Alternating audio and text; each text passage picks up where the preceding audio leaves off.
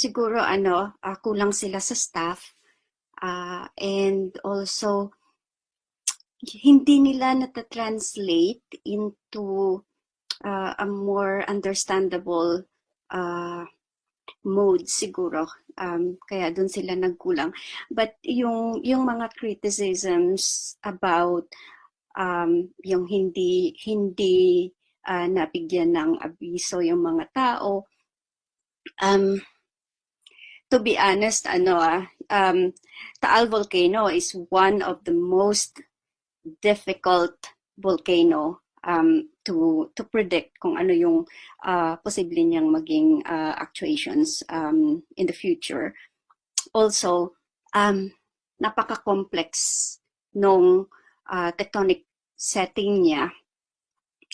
Kahit mga expert na volcanologist, mahihirapan din silang ma-predict yung rapid escalation noong nangyari noong January 12.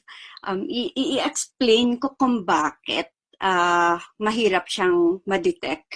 In fact, tinatawag ang Taal volcano as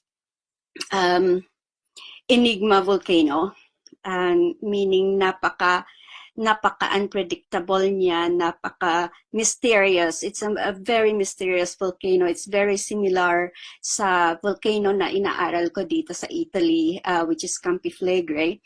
And that's why gusto kong i-explain siguro kung ano yung setting talaga na siyang nagpapa-complicate ng lahat ng sitwasyon. I don't think na yung criticisms sa PhilVolcs, I'm sure, as a scientist, we always want to do something kapag merong mga specific volcanoes or mga earthquake na very interesting. And Taal volcano, ang daming mga experts all over the world na gustong aralin yan. The problem is budget. Third world country kasi tayo and ang alam ko during the Pinoy government, yung science sector natin ay well supported financially, and also gumawa sila ng paraan to partner with other organizations outside Philippines dahil wala talagang government fund for it, na like yung mga gamit pa lang para doon sa pag-aaral ay napakamahal na. Just a microscope checking all the mineralogy of a rock, like yung university ko, we bought a microprobe which cost our university 3 million pounds. Isang gamit pa lang yon. So, and I am not sure kung meron ba ang Pilipinas na microprobe. So siguro unang i-ask natin bakit hindi nila na-detect yun. May budget ba sila? Well provided ba sila ng government natin ng support to do their job? May mga gamit ba sila para i-predict yun? Yung may mga earthquake na nangyari na I think magnitude 5 or 6 sometime in around third quarter ng 2019. Nung nangyari yun, I already suspected na it could cause cracks sa paanan ng Taal, which is nandito sa may Balayan coastal area, no? Andyan kasi yung sa ilalim niya na andyan yung talagang yung pinaka-wall ng ng bulkan. So, pwedeng mag-crack kasi yan, mapasukan siya ng seawater. Yun palang water na meet up, magkaroon ng contact sa magma, very, very explosive na yon. But then, if you, come to think of it, hindi ito normal water. Yung nagko-contact sa sa magma, hindi siya normal water. It's mix of seawater, which makes it 8 times more eruptive than just a normal water na less yung salinity niya. So, my suspicion talaga is, napansin ko na yan around October, I think, or November, na nagkakaroon na ng earthquake sa area na yan around Agoncillo. And I was already very worried na there's something going on sa Taal. And kahit naman yung sinasabi ng PhilBooks, March 2019 pa lang, nag-raise na pala sila ng level 1. Siguro hindi lang na-explain sa mga tao kung ano yung extent ano ibig sabihin ng level 1, ano yung mga risk, and hindi rin na-explain siguro yung rapid na changes, yung ugali ng bulkan na ito, na pabugso-bugso siya kapag pumutok eh. Historically, ganun siya. And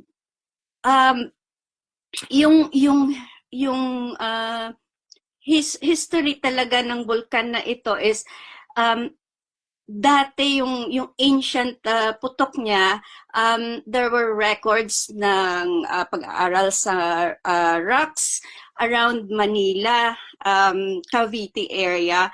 May mga deposits dyan traced back to Taal volcano, and these are pyroclastic deposits, and it's called ignimbrite.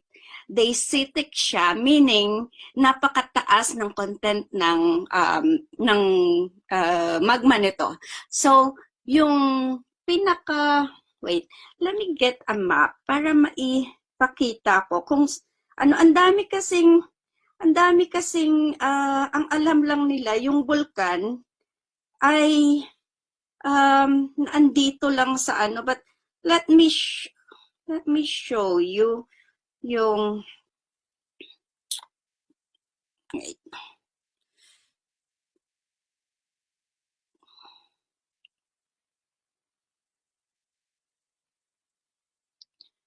right.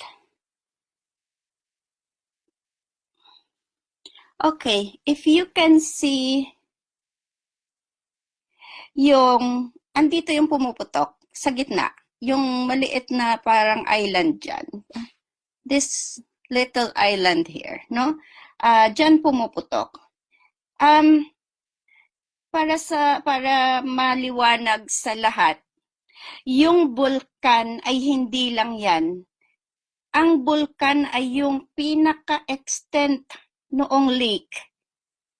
Bulkan po yan, lahat yan. And in fact, ang magma, ang more recent na magma, yung tinatawag naming seismic tomography, which is parang nung iniskan yung ilalim ng rocks sa paikot, ang nakita is around sa may Lemery, ilalim ng Lemery, hanggang dito sa may papuntang center ng bulkan, na andyan yung magma chamber sa ilalim niyan. Around 10 kilometers yung lalim niya, which is napakababaw niyan.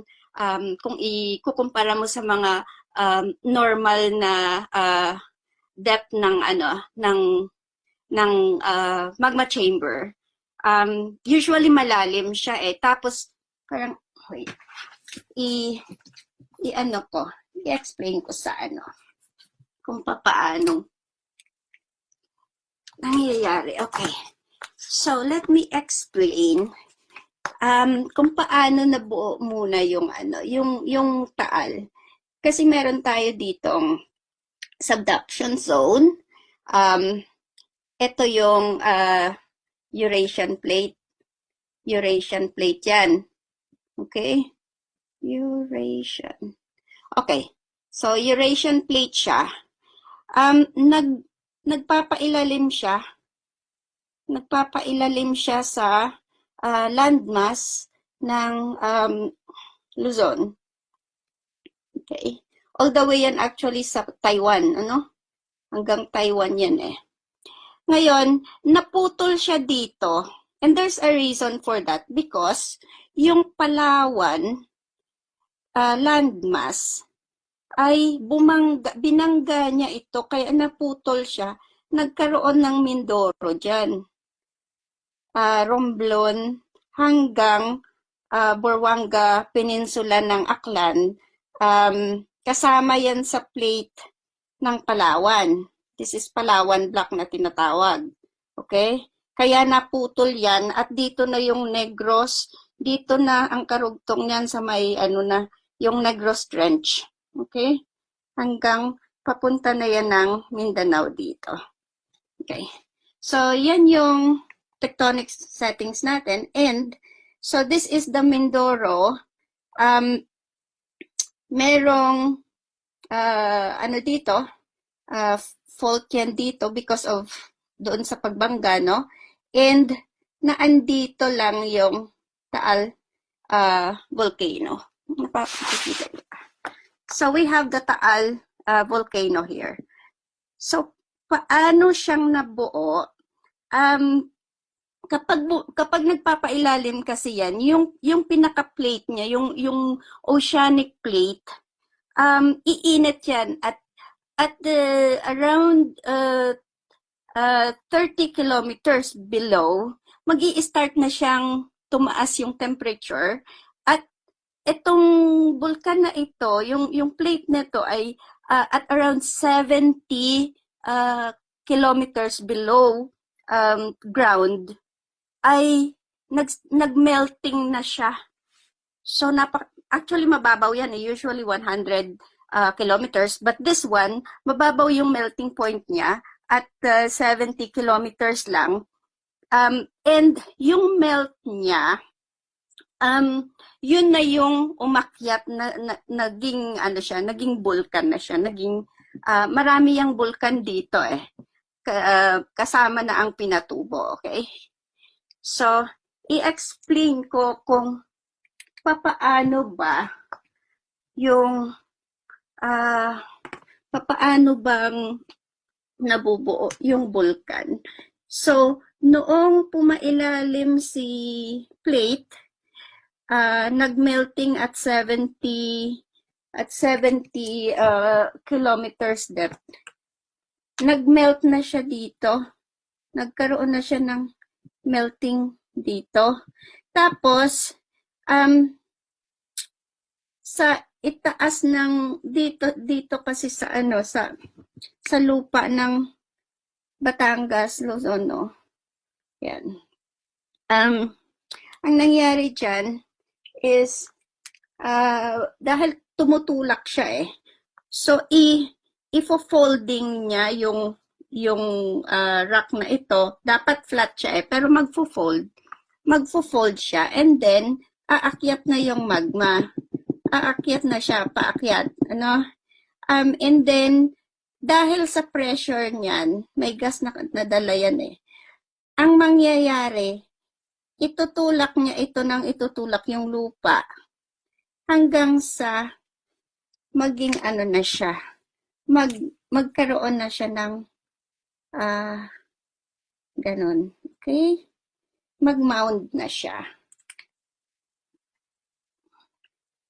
Yun. So, meron tayong magma na umaakyat.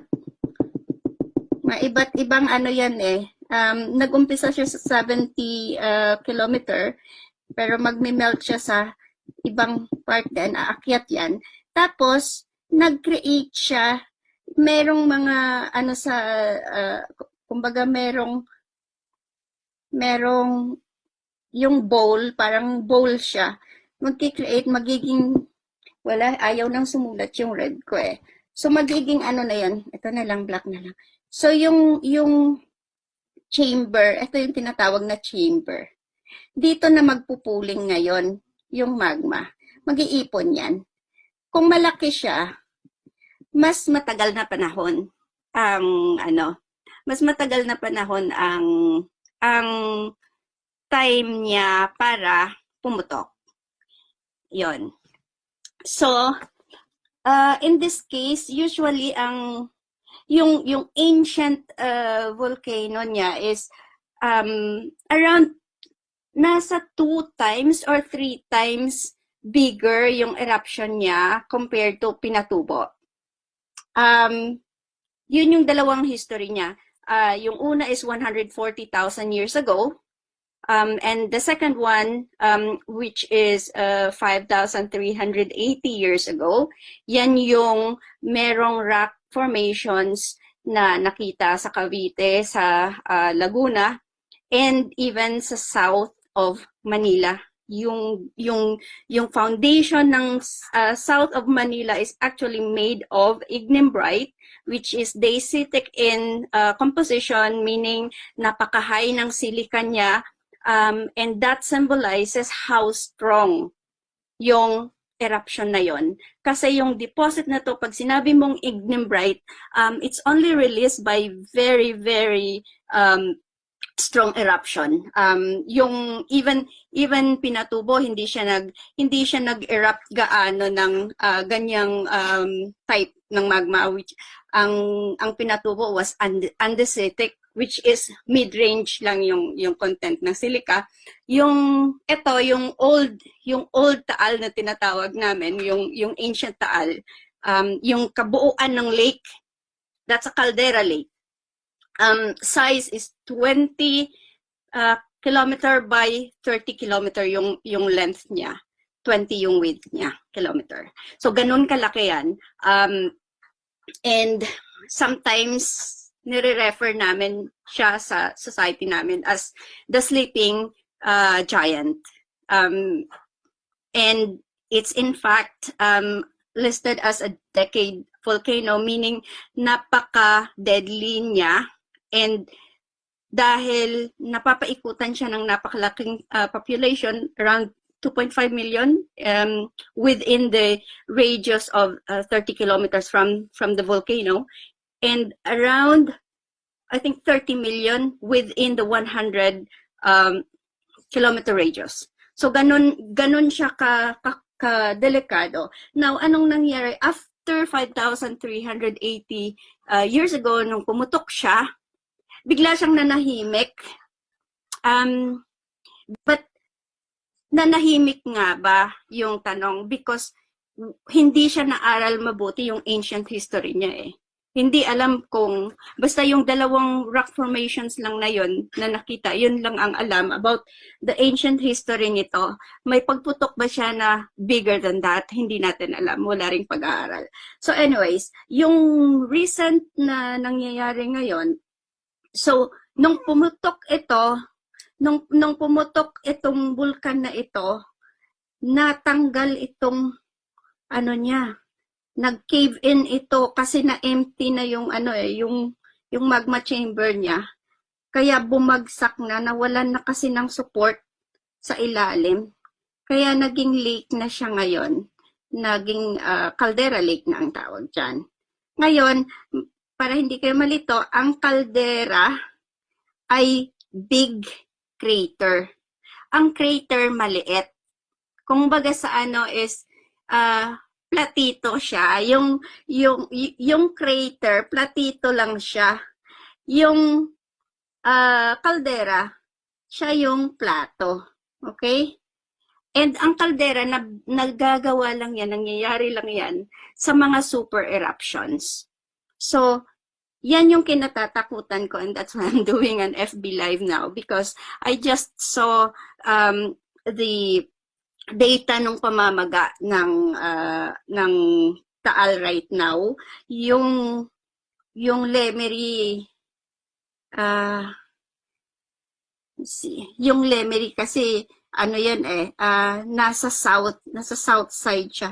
Andito siya na side yung Lemery. Ito yung namamaga, at yung Balayan Bay nakita ko, umurong yung bay ng napaka haba ng inurong niya. I mean, mahaba yung inurong niya papuntang Ibig sabihin noon, namaga namaga yung ano, namaga yung lupa ng area na yan sa may Pansipit River. Umakyat siya kasi itinulak yung ano itinulak yun ng ano, i-explain ko para ano, kung anong nangyari doon sa lupa.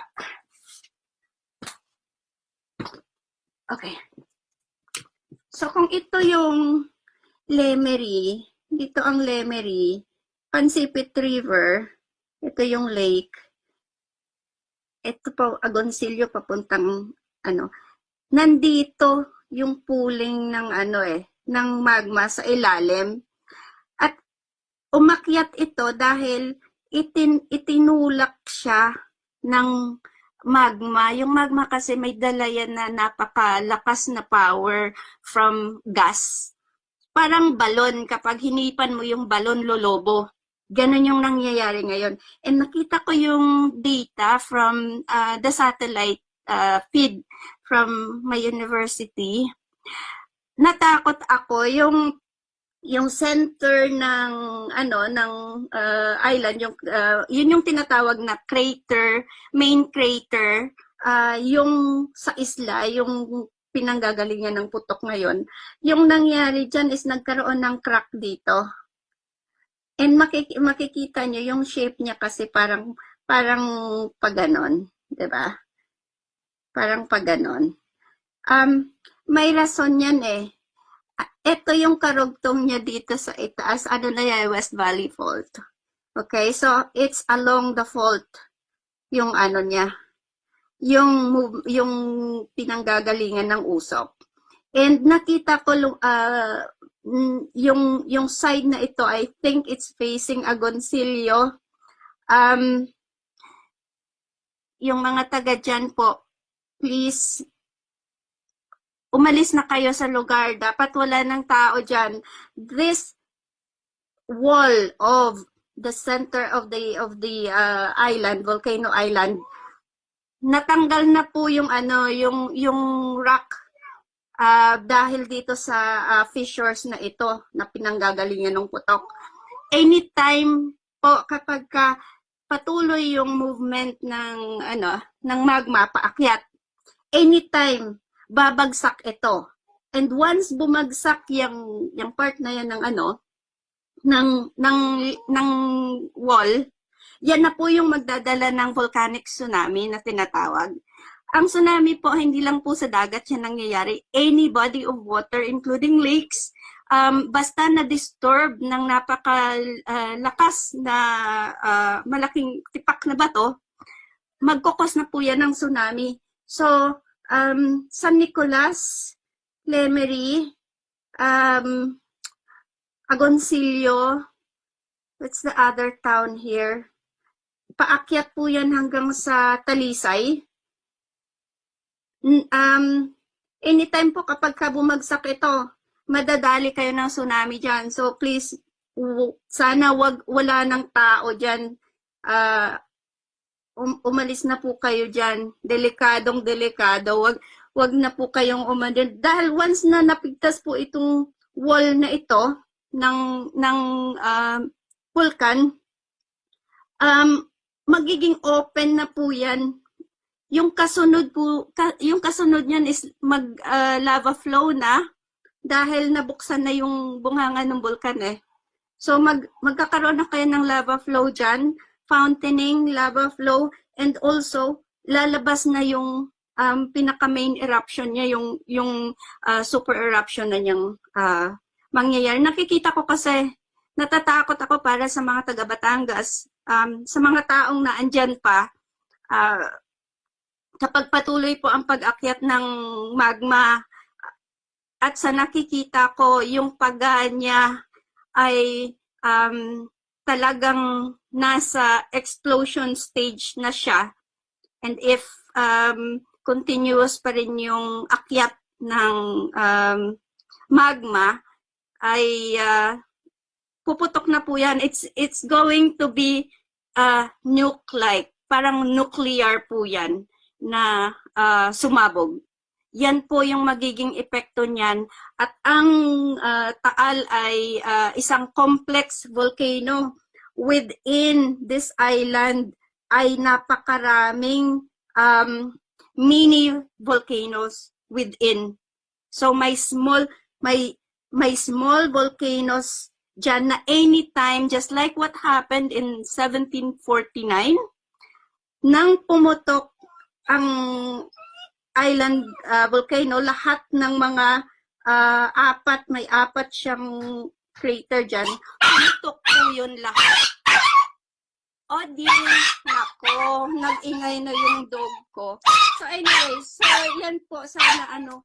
Odin, come here. Ko muna kasi yung dog ko umiiyak. Hindi na ako marinig. Ipagpatuloy ko na lang ulit bukas. Ayun, sana health. Thank you guys. Pasensya na kayo sa dog ko. Bye.